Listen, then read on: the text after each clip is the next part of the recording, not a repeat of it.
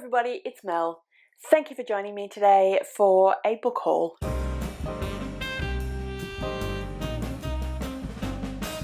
I've decided that this year in 2026 I am going to be doing a book haul for each quarter.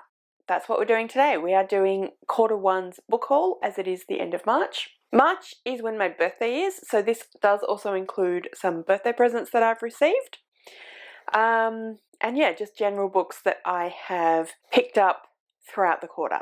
My friend Michelle and I did just decide that we were going to go on a book buying ban for the next couple of months. The reason for that is because she suggested that we do another Come Book Shopping With Me video where we go book shopping and include prompts to buy our books, and we thought we'd go on a book buying ban before that.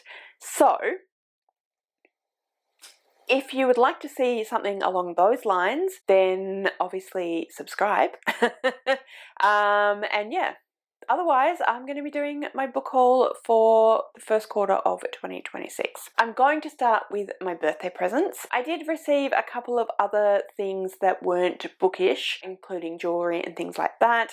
I will just mention the earrings that I'm wearing currently, because these were earrings that my friend Michelle gave me. They're absolutely gorgeous. I love them. But apart from that, everything I'm going to talk about are going to be the books that I received or that I purchased throughout this last quarter. With the exception of a bookish item that isn't a book. Well, technically it isn't a book, but actually it basically is many books because it is an e-reader. So my partner Rowan purchased me a new Kobo, and also this cover that I have on the Kobo here, which is awesome because it folds into a little thing, if I do it correctly,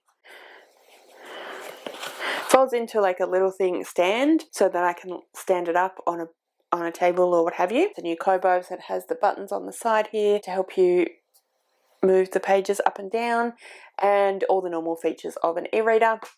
So yeah, I'm really, really excited about this one. My old Kobo, which I've had for like, I don't know, like 8 years or something like that, was just dying, basically. So I did request this and Rowan did purchase it for me, and I absolutely love it. Like I said, I'm currently reading Pride and Prejudice on it. So that's the first thing I wanted to show you. Then the books that I received for my birthday. So from my friend Michelle, I received The Sirens by Amelia Hart. So this was written by the author of Wayward, which is a book that I really, really enjoyed towards the end of last year. And I'm very excited to have this new book by this author. So it says, sisters separated by centuries, voices that won't be drowned out. Lucy is running from what she's done and what someone did to her. There's only one person who might understand her sister Jess. But when Lucy arrives at her sister's desolate clifftop house on the south coast of New South Wales, Jess is gone. Lucy is now alone in a strange town steeped in rumour. Stories of men disappearing without a trace, a foundling discovered in a sea-swept cave, and women's voices murmuring on the waves. As Lucy searches for her sister, those voices get ever louder. They tell of two sisters 2 centuries ago, bound and transported to the new colony. A world where men always get their way, a world that is at once distant and achingly familiar. Are these voices luring Lucy closer to her sister, or will the secrets of the past pull them both under? So I think that sounds absolutely amazing. I really, really enjoyed Wayward, as I said. It was in my top 10 books of last year, I'm pretty sure. That was a while ago that I organised that. And I didn't actually realise, but I think that Amelia Hart might actually be Australian based on the fact that this is set in Australia, which is exciting. So yeah, plus the cover is stunning. So that's my first book that Michelle gave me. Then my younger sister Carol sent me The Everlasting by Alex E. Harrow. So this was another book that I had on my radar. Carol was asking what I wanted for my birthday, and I said, well, you know, a book is always welcome, obviously. And then I sent her a few different books that I was interested in, and the ones she selected to send me was The Everlasting. So this is it says a legend, a lie, a love story. So Una Everlasting was Dominion's greatest hero, the orphaned girl who became a knight and who died for queen and country. Her legend lives on, but her life as it truly happened has been forgotten. Centuries later, Owen Mallory, failed soldier, struggling scholar, falls in love with the tale of Una Everlasting. His fascination with her takes him to war, to the archives, and even into the past. Una and Owen become tangled together in time, bound to retell the same story over and over, no matter what it costs. But that story always ends the same way. If they want to survive Una's legend and finally tell a different tale, they have to confront its author and change history itself. I absolutely love Alex E. Harrow's writing style. I've loved every book I've read from her, which is, I think, almost all of them. I think I've only got a few short stories and one novella that I haven't read apart from The Everlasting to read of hers, so I'm really excited to have this one. So thank you, Michelle. I don't think I said that. And thank you, Carol. And then some old family friends of ours gave me a voucher for a local indie bookstore, and with that I purchased Brigands and Bread Knives by Travis Baldry. So this is the third book in, I think the series is just called Legends and Lattes, and this is a fantasy book. Again, I'll read the back to you. Beyond every wilderness is a clear night sky. Fern has weathered its stillness and storms of a bookseller. Let me start again. Fern has weathered the stillness and storms of a bookseller's life for decades. But now, in the face of crippling ennui, she transplants herself to the city of Thun to hang out with her shingle beside a long-absent friend's coffee shop. What could be a better pairing? Surely a charming renovation montage will cure what ails her. If only things were so simple. It turns out that fixing your life isn't a one-time prospect, nor as easy as a change of scenery and a lick of paint. A drunken and desperate knight sees the Ratkin waking far from home in the company of a legendary warrior, surviving on inertia, an imprisoned chaos goblin with a fondness for silverware, and an absolutely thumping hangover. As together they fend off a rogues gallery of ne'er-do-wells trying to claim the bounty the goblin represents, Fern may finally reconnect with the person she actually is when nothing seems inevitable. I have absolutely loved the other two books in this series, and I'm really excited to continue and read this one as well. So those were my birthday presents, bookish birthday presents. The rest of these books are now books that I have picked up for myself, just mostly on a whim.